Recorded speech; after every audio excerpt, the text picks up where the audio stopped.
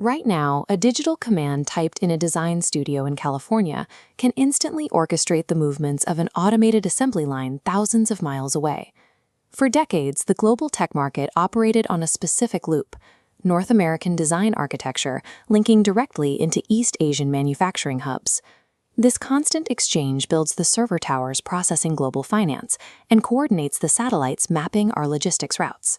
We optimized this entire network for maximum efficiency and low costs, but doing so built a fragile geopolitical dependence that is beginning to snap.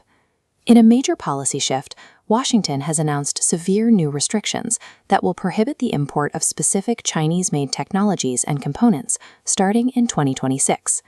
U.S. policymakers argue that relying on foreign components for critical networks, like telecommunications and transportation, presents an unacceptable national security risk.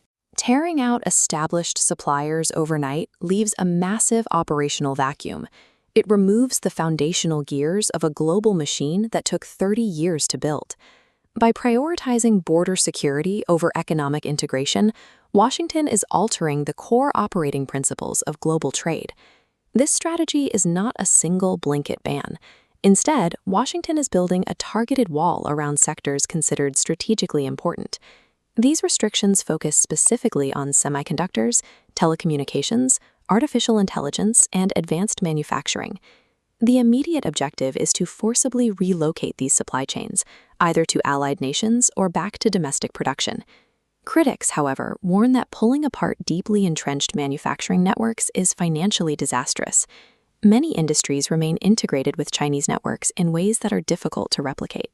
Replacing established suppliers increases production expenses and creates uncertainty for global businesses. Ultimately, these disruptions lead to higher costs for consumers. Tearing the supply chain apart may secure borders, but it injects instability into the global economy. Beijing is mirroring this strategy. Rather than backing down, they are moving to decouple their own systems from Western influence. Beijing is funding a pivot toward technological self-sufficiency to insulate the nation from Western export controls and sanctions. They are aggressively investing in artificial intelligence, advanced industrial tech, and the mass production of electric vehicles. The entire strategy rests on domestic semiconductor production. Since silicon wafers are the bedrock of all modern hardware, building them locally is a prerequisite for independence. This push for immunity guarantees that the two superpowers will no longer rely on each other's innovations.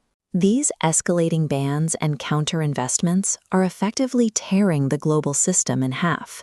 Two competing technological ecosystems are taking shape, one centered on Washington and its allies, and a separate one built around Beijing.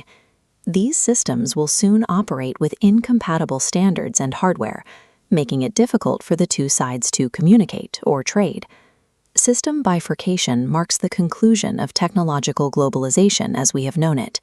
This geopolitical fracture forces nations across Europe and Asia into an impossible dilemma. Global businesses must now navigate conflicting regulations. Eventually, many will be forced to choose a side to survive. Does this grand division secure national infrastructure, or does it permanently cripple the future of global innovation? Let us know in the comments if you think the price of national security is worth the permanent fragmentation of the global economy.